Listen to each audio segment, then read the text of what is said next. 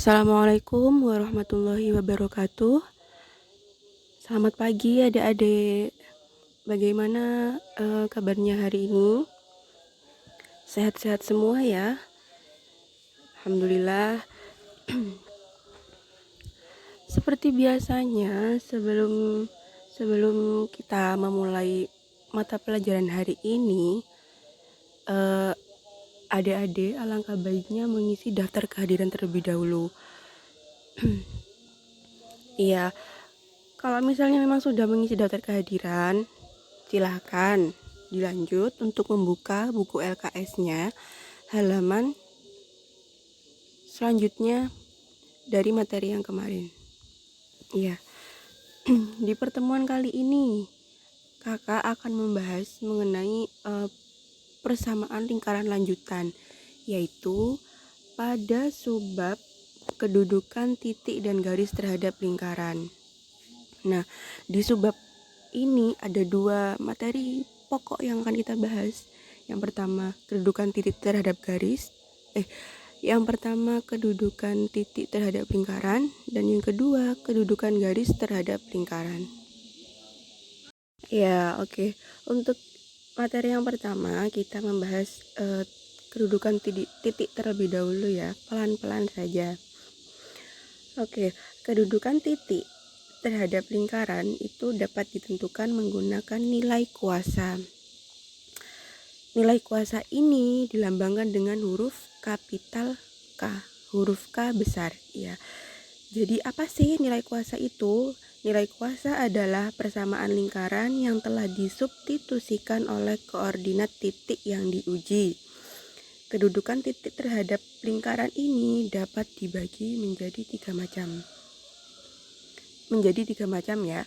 Yang pertama, jika K kurang dari 0, maka titik terletak di dalam lingkaran. Ingat-ingat, jika K kurang dari 0, maka titik terletak di dalam lingkaran. Kemudian jika K sama dengan 0, maka titik terletak pada lingkaran. Lalu jika K lebih besar dari 0, maka titik terletak di luar lingkaran. Jadi 3 poin ini yang penting. Kalau nanti ada persamaan, terus kalian masukkan nilai kuasanya, kita mencari nilai kuasanya, kita tahu misalkan hasilnya nanti sama dengan, berarti titiknya berada di lingkaran. Kalau nanti hasil dari persamaannya menunjukkan kurang dari 0, berarti titiknya terletak di dalam lingkaran. Begitu sebaliknya, kalau hasilnya lebih besar dari 0, maka titiknya berada di luar lingkaran. Oke, supaya kalian lebih paham lagi, kita masuk ke contoh. Tapi diingat-ingat 3 poin penting ini ya adik-adik. Ya, kita lanjut ke contoh. Sini untuk contoh pertama, di sini ada 2 contoh seperti yang di buku. Kakak ngambil contoh yang di buku. Yang pertama, tentukan posisi titik 1,2 terhadap lingkaran x kuadrat ditambah y kuadrat sama dengan 9. Kemudian untuk contoh yang kedua, tentukan posisi titik negatif 6, negatif 3 terhadap lingkaran dengan x ditambah 2 kuadrat ditambah y negatif 1 kuadrat sama dengan 25. Oke, kita langsung menuju ke penyelesaiannya ya. Untuk contoh pertama, tentukan posisi titik 1,2 terhadap lingkaran x kuadrat ditambah y kuadrat sama dengan 9. Kita masukkan ke penyelesaiannya. Jadi titiknya ada berapa? Titiknya itu apa? 1,2. Kita masukkan nilai kuasanya. Jadi rumusnya nilai kuasa sama dengan x kuadrat ditambah y kuadrat negatif 9. Nilai kuasa, untuk mencari nilai kuasa, kita langsung masukkan persamaan yang akan dicari. Kemudian kan sudah diketahui x-nya berapa, y-nya berapa, jadi tinggal dimasukkan saja. Jadi hasilnya nilai x-nya kan 1. Jadi 1 kuadrat ditambah 2 itu nilai y-nya. Jadi 1 kuadrat ditambah 2y kuadrat dikurangi 9 hasilnya negatif 4. Nah, dari hasil persamaan itu kita dapat ketahui nilai kuasanya. Dari hasilnya ini kan menunjukkan negatif 4. Berarti kalau negatif 4 itu hasilnya lebih dari 0 atau kurang dari 0. Jelas ya, kalau negatif 4 itu hasilnya kurang dari 0. Maka ingat kembali posisi 3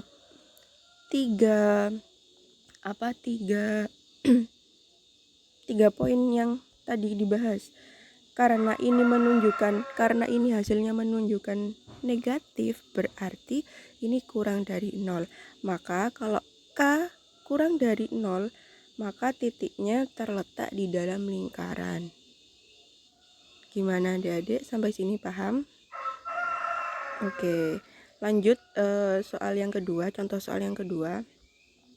Tentukan posisi titik negatif 6, negatif 3 terhadap lingkaran X tambah 2 kuadrat ditambah Y kurangi 1 kuadrat sama dengan 25. Sama saja caranya seperti yang contoh nomor 1. Tinggal masukkan nilai X-nya mana, Y-nya mana. Jadi X-nya ini negatif 6. Tinggal kita masukkan negatif 6 ditambah 2 kuadrat. Ditambah Y-nya berapa? Negatif 3. Negatif 3, negatif 1 kuadrat. Kemudian dikurangi 25 sama dengan berapa? Di sini kan ketemu hasilnya 7. Nah, tinggal kita lihat lagi. 7 itu hasilnya itu lebih dari 0 atau kurang dari 0. Lebih dari kan ya. Jadi dari sini bisa kita simpulkan. Karena K lebih dari 0, maka titik terletak di luar lingkaran. Begitu. Paham adik-adik? Ya, saya anggap semua paham ya. Lanjut untuk materi selanjutnya. Nah, di materi kali ini kita akan membahas kedudukan garis. Tadi kan sudah kedudukan titik, selanjutnya kedudukan garis. Kedudukan garis terhadap lingkaran. Berikut 3 kemungkinan kedudukan garis terhadap lingkaran. Ada 3 kolom. Yang pertama yaitu garis memotong lingkaran. Kemudian persamaan kuadrat memiliki. Kemudian diskriminan. Nah, ini nanti misalkan ada suatu persamaan, tinggal kita masukkan deh persamaannya itu bagaimana. Nilai X-nya dimasukkan ke persamaan itu, Y-nya juga dimasukkan ke persamaan itu. Nanti hasil akhir kita diskriminankan. Nah, jika hasil akhir menunjukkan semua rumus diskriminan itu sama, B kuadrat negatif 4AC. Tinggal lihat hasil akhirnya. Kalau misalkan hasil akhirnya lebih dari 0 sama dengan 0, kurang dari 0, tinggal kita samakan. Misalnya, kalau hasilnya kurang dari 0, mohon maaf ini kakak salah nulis lambang kurang dari ya. Untuk yang pertama, misalkan hasilnya kurang dari 0, maka garis itu memotong lingkaran di 2 titik yang berlainan dan persamaan kuadratnya memiliki 2 akar real berlainan. Begitu juga selanjutnya untuk yang diskriminannya sama dengan 0, maka garis memotong lingkaran di 1 titik atau menyinggung. Kemudian untuk persamaan kuadratnya memiliki 2 akar real yang sama. Nah, kalau yang untuk lebih besar 0, maka garis memotong lingkaran tidak pada 1 titik pun dan persamaan kuadratnya memiliki akar tak real. Jadi seperti itu ya, Dik. Ini juga merupakan poin dari materi kedudukan garis. Jadi kalau bisa harus diingat ya, poin yang dari titik seperti apa, garis seperti apa. Oke, langsung kita lanjut ke contoh untuk lebih mudahnya. Nah, di sini ada contohnya juga sama, kakak ngambilnya di buku juga. Contohnya yaitu tentukan kedudukan garis 2x ditambah y dikurangi 4 sama dengan 0 terhadap lingkaran x kuadrat ditambah y kuadrat dikurangi 2x kurangi 4Y dikurangi 3 sama dengan 0. Langsung aja kita ke penyelesaiannya. Untuk langkah pertama, kita mencari nilai Y terlebih dahulu. Jadi 2X ditambah Y dikurangi 4 sama dengan 0. Kita mencari nilai Y terlebih dahulu. Jadi Y sama dengan negatif 2X tambah Y. Tambah 4, mohon maaf. Kemudian kita lanjut. Kita substitusikan Y-nya ke persamaan lingkaran. Mana persamaan lingkarannya? Ya, itu tadi X kuadrat dan bla bla bla bla. Oke, kita substitusikan. Tinggal kita masukkan persamaannya. Kemudian berhubung ini yang diketahui Y-nya, jadi kita masukkan ke persamaannya. X kuadrat kan tetap, soalnya X kita belum diketahui. Kemudian Y-nya sudah kita ketahui. Jadi X kuadrat ditambah Y-nya dimasukkan, negatif 2X ditambah 4 kuadrat. Kemudian 2 dikurangi 2X dikurangi 4. Y-nya juga dimasukkan. Y-nya bernilai negatif 2X ditambah 4. Kemudian dikurangi 3 sama dengan 0. Kita cari hasilnya, kan sudah diketahui. X kuadrat ditambah 4X kuadrat negatif 16X ditambah 16 dikurangi 2X ditambah 8X dikurangi 16 dikurangi 3 sama dengan 0. Ini kok bisa dari mana? Yaitu tadi hasil dari atasnya itu. Kemudian akan ketemu hasil 5X kuadrat dikurangi 10X dikurangi 3 sama dengan 0. Nah, ini sudah hasil akhir. Terus untuk mengetahui posisi garisnya, kedudukan garisnya, kita masukkan rumus diskriminan. Rumusnya semua sama, tinggal hasil akhirnya nanti seperti apa, iya kan dia. Jadi kita masukkan rumus diskriminan, yaitu B kuadrat dikurangi 4AC. B-nya negatif 10, kemudian A-nya 5, kemudian C-nya negatif 3. Tinggal kita masukkan negatif 10 kuadrat dikurangi 4, A-nya 5, C-nya negatif 3, sama dengan 100 ditambah 60. Kemudian hasil akhirnya 160.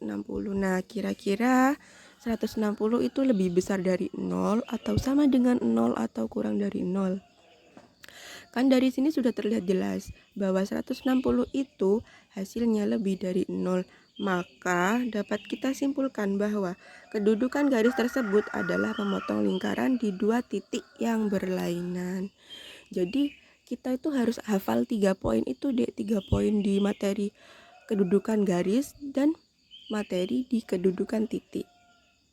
Oke, sampai sini paham? Baik, gini ya dek, misalkan memang kalian masih bingung atau ya kalau paham sih kakak alhamdulillah.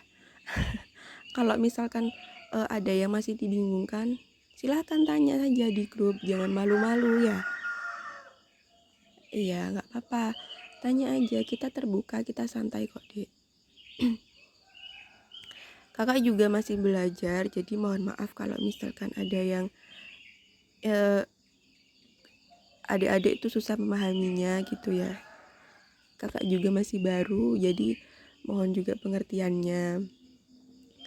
Tapi jangan kalian juga gitu, kalau memang masih bingung tanya saja, nggak apa-apa ya.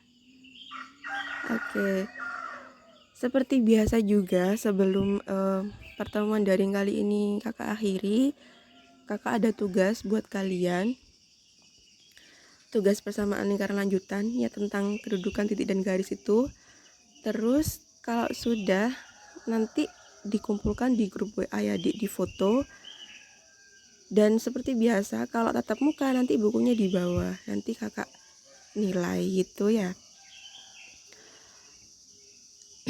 Baik, mungkin sampai sini untuk pertemuan daring kali ini. Kurang lebihnya kakak mohon maaf.